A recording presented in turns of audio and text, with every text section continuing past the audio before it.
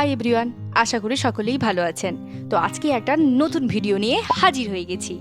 আজকের ভিডিওটা আমাদের কাছে খুব ইম্পর্ট্যান্ট এবং খুব স্পেশাল, কারণ আজকে আমাদের 5th অ্যানিভার্সারি।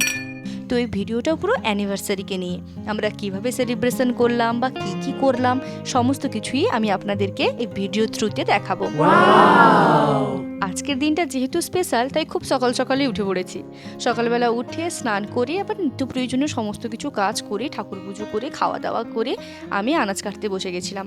আসলে আমি না ওই আনাজ কাটবো তারপরে রান্নাও করছি, আনাজও কাটছি, ওরকম করতে পারি না। আমি কি করি, আগে সমস্ত আনাজপত্র কেটে নিই, তারপরে একসঙ্গে রান্না বান্না করতে যাই। নইলে আনাজ কাটতে কাটতে আবার রান্না করবো, ওটা ঠিক আমার পোষায় না। তারপরে আমি ভুলেও যাই অনেক কিছু, যে এটাও কাটতে হতো বা এটা কিছু করতে হতো।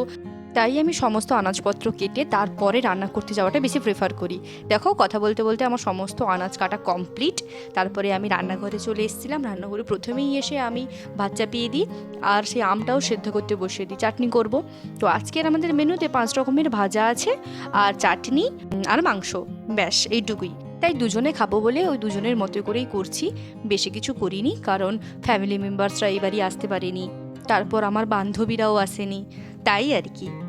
আর বিশেষ করে আমি না এই ভাজাভাজি একদম খাই না। এইগুলো করছি কারণ আমি আমার বরমশাইয়ের থালাটাকে একটু ভালোভাবে সাজিয়ে গুছিয়ে দেব, ওই জন্য। ওই দেখো, বলতে বলতে আমার ভাতও হয়ে গেল। আর এখানে ভাজাভুজির মধ্যে করেছি কুমড়ো ভাজা, আলু ভাজা, কাঁচকলা ভাজা, ঢ্যাঁড়স ভাজা, পটল ভাজা, ব্যাস। আর চাটনিটাও কমপ্লিট। আর ওদিকে আমি মাংসটাও বসিয়ে দিয়েছি। বলতে বলতে মাংসটাও হয়ে এসেছে। যেহেতু ওটা দেশি মুরগির মাংস, তাই দেশি মুরগির মাংসটা একটু আমি কড়াতে কষিয়ে নেওয়ার পর তারপরে আবার প্রেসার কুকারে ঢুকিয়ে ওকে 2টো সিটি মেরে নিই, দিলে একদম সুন্দরভাবে ওটা সেদ্ধ হয়ে যায়। কড়াতে সেদ্ধ করতে বসালে না ওটা সেদ্ধ ঠিকঠাক হয় না, সেই জন্য প্রেসার কুকারকে গ্যাসে চাপিয়ে আমি রান্না করার সময় যে সমস্ত বাসনপত্রগুলো বেরোয় ওগুলো মেজে নিচ্ছিলাম। এই সমস্ত মাঝামাঝির পর রান্নাঘরটাকে একটু মুছে নেব, কারণ রান্নার পরে ওগুলো একটু না মুছে নিলে এমন তেলগুলো বসে যায় না, ওটা একদম বাজে লাগে। আর পরবর্তীকালে পরিষ্কার করলে খুব কষ্ট হয়। তাই রান্না করার পরেই আমি কি করি, রান্নাঘরটাকে ভালোভাবে মুছে নিই।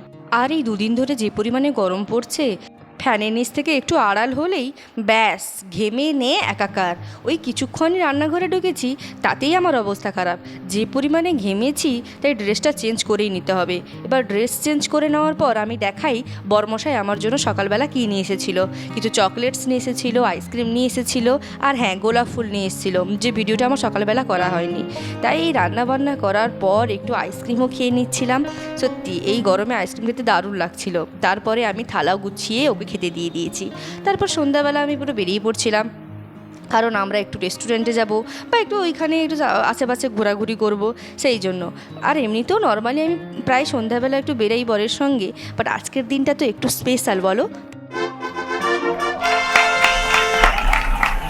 তাই একদম দেরি না করে চলে গেছিলাম পাশের একটা ক্যাফেটেরিয়াতে। সত্যি এই ক্যাফেটেরিয়াটা আমার ভীষণ পছন্দ হয়েছে। রাতের ডিনার এখানে আমরা কমপ্লিট করে নিয়েছিলাম। আর আপনাদের যদি এই ভিডিওটা ভালো লেগে থাকে, তাহলে অবশ্যই লাইক করবেন, সাবস্ক্রাইব করবেন এবং আমার পাশে থেকে যাবেন। আশা করি আপনাদের ভিডিওটা ভালো লেগেছে। Tata, by.